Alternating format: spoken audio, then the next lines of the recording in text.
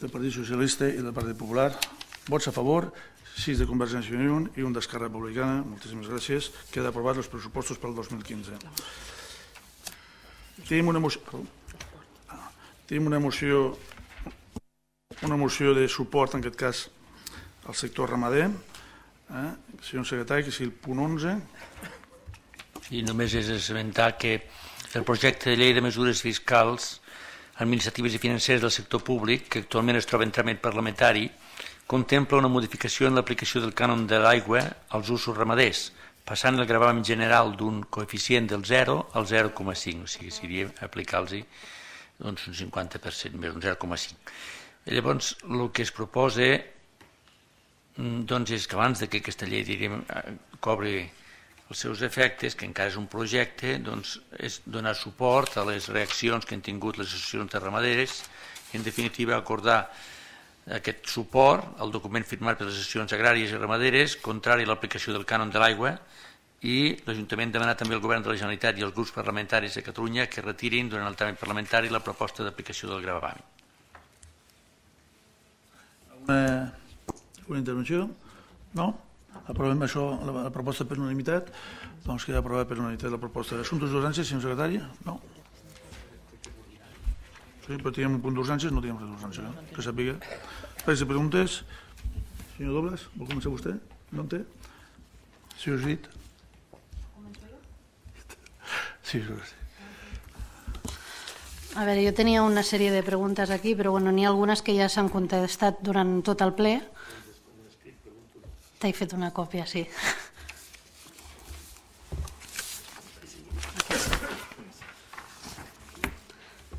Tingues en compte que n'hi ha algunes que no te les faré perquè ja les han contestades. Vull dir, llavors, més que res, era el punt número 1 respecte de la residència d'Avis Nova. En general, en quina situació és la que ens trobem a dia d'avui i per quan estarà en el seu funcionament, si s'han reparat els desperfectes o materials que hi havia en diverses inversions o que s'han estat afectats per les pluges o en alguna inundació, etc. I si s'està complint amb el pressupost inicial, etc. Més que res era això, però hi ha algunes que estan contestades. Llavors, el punt número 2 era la Casa Clara i el museu, si ja s'han fet tots els pagaments a proveïdors i instal·ladors, perquè ens consta que hi havia alguna factura que encara no estava cobrada. I el punt número 3, el sector 1 a 2, en quina situació es troba a dia d'avui i com estan les actuacions amb aquest sector, si falta alguna cosa o si ja està finiquitada. El punt número 4, en comptes generals, més que res volíem saber si alguna vegada s'ha fet algun estudi de costos, despeses i de manteniment dels edificis del consistori i dels equipaments de l'Ajuntament, si tenen comptabilitzat el que consta per separat de cada edifici i també en parcs i jardins, en quins són les despeses d'aigua i de llum de cada local i després si hi ha alguna previsió de reducció de costos, etc. I després el punt número 5, tenim algunes queixes d'alguns veïns en els sectors dels pobles i dels carrers en compte a la neteja, quin era el plàning de neteja dels carrers i llavors com es porten a càrrec, perquè hi ha carrers i hi ha zones que estan bastant deixades, i ja sabem que, entenem que els treballadors, els de la brigada, no tenen cap culpa perquè són els responsables superior amb ells, els que els manen on han d'anar a netejar, llavors la seva feina la fan bé, per això no hi ha cap queixa, sinó més que res per la constància de neteja d'alguns carrers, I després el punt número 6 era el del tema del judici amb els policies municipals, més que res en quin ha hagut una sentència, no es pot apel·lar i llavors en quina situació estava ara i si es contemplava els pressupostos, les indemnitzacions i el que ens havia costat aquest judici i tot això. Moltes gràcies. Molt bé, l'última pregunta em permetrà recordar que s'ha estat explicant bastant llargament sobre aquest tema, l'interventor i el seu secretari. Com ha repetit la pregunta, pensava que només si els que no s'havien contestat. Per tant, vale, escolta, la neteja dels carrers, escolta, això és una brigada de 3 persones, ells tenen el seu plàning personal, ells se distribueixen els carrers i ells funcionen en autonomia total. Ells saben quins són els carrers que han de fer i en cada circumstància. A part d'això, puntualment, si els donen suport des de la mateixa vegada, sobretot el tema de contenidors, etc. Evidentment, si un dia fa vent, s'embruten els carrers més que el compte, llavors el calendari se retrassa. Diu, home, fiquem més personal a la neteja. Ja tornem a estar, d'on traiem els diners per ficar-ho? D'on traiem? Si el traiem de la residència d'avis, tornem a estar el mateix. Per tant, tenim el personal que nosaltres entenem que amb això el cobrim i si algun dia, perquè plou o perquè se dispara, hi ha problemes. Però això és un tema puntual.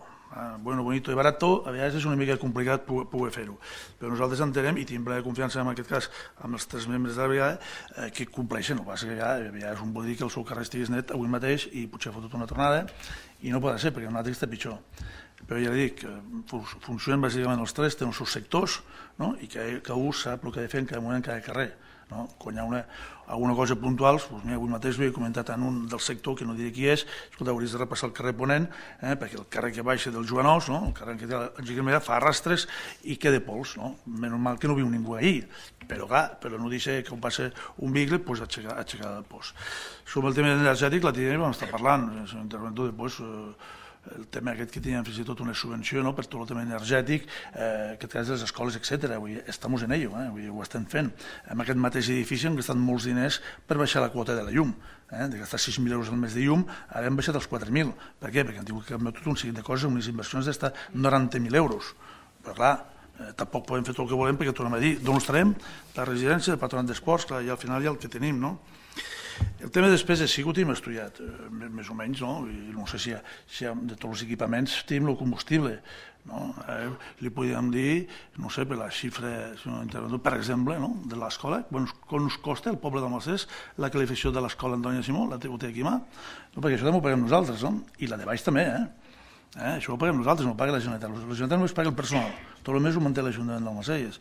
Clar, quan fem una inversió, en aquest cas a l'escola, que ens ha costat la gestió, però fan tota la taula nova, fem tota una aula nova amb pressupostos propis, finestres i tot el tingleu, que és una aula de l'escola de baix, doncs home, això són uns esforços que, la veritat, ens costa moltíssim, no?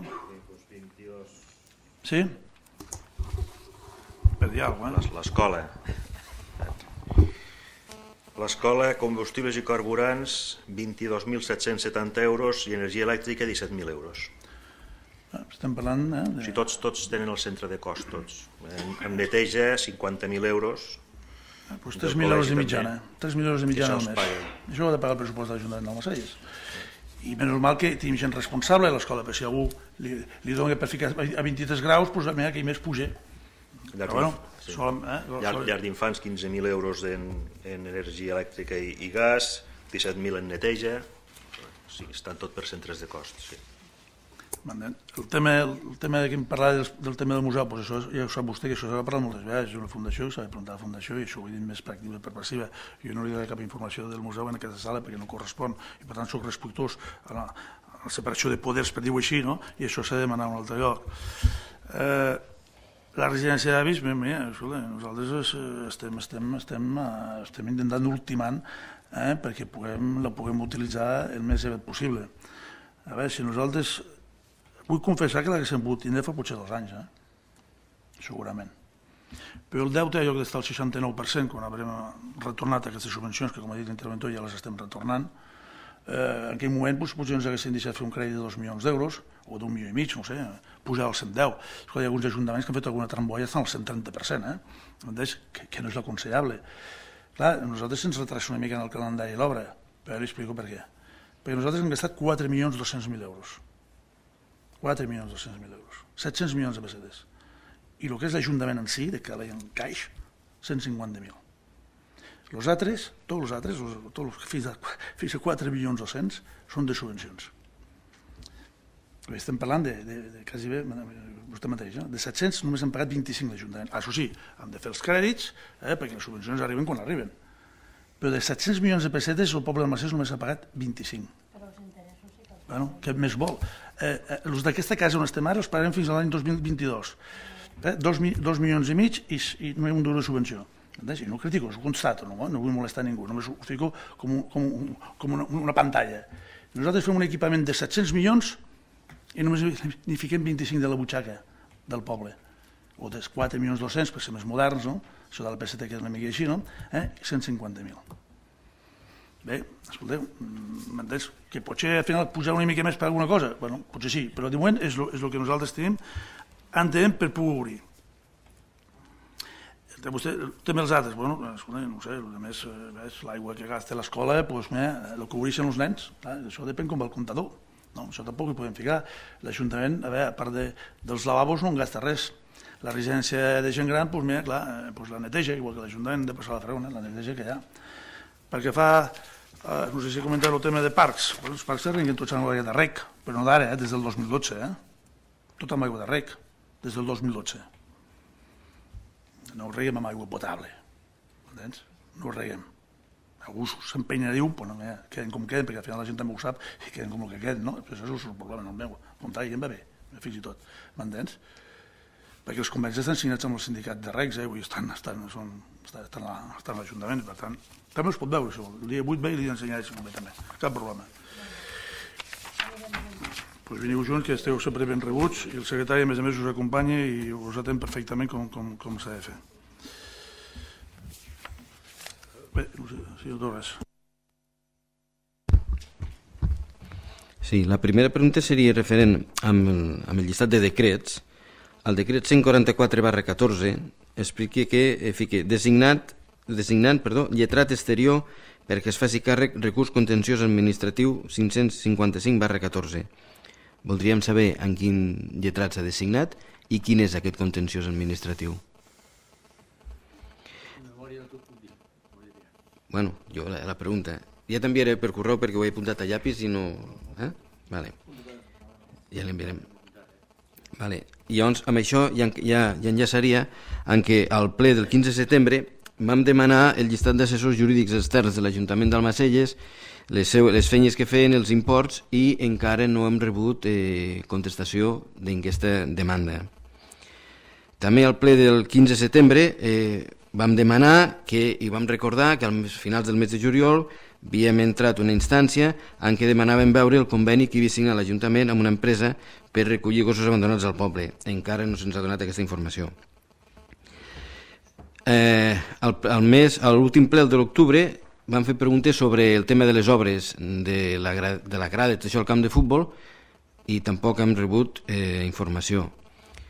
Llavors, el 5 de desembre vam fer una instància, vam entrar en una instància a l'Ajuntament que demanàvem saber el motiu per què la vorera del carrer a Rabalalta es havia tornat a aixecar, quan feia poc que es havia arreglat, i volíem saber qui havia donat l'ordre i quan havia arribat aquesta despesa de tornar a fer la serra entregada. Tampoc hem rebut contesta. Per això ho pregunto aquí al ple si m'ho poden contestar.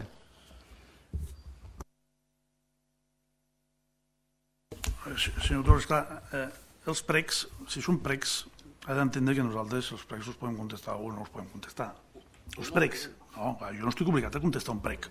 Hi ha gent que prega cada dia i suposo que el dia 22 hi havia molta gent que pregava i no li ha tocat la loteria. Els precs és un prec, no té cap més. Una pregunta sí que li contestem. Sí, no, sí que ho seré jo. Bueno, d'acord, vinga, siguem serios. I per tant un prec és un prec, senyor Torres. I vostè ha de saber definir un prec d'una pregunta, que a vegades no sé si ho defineix prou bé.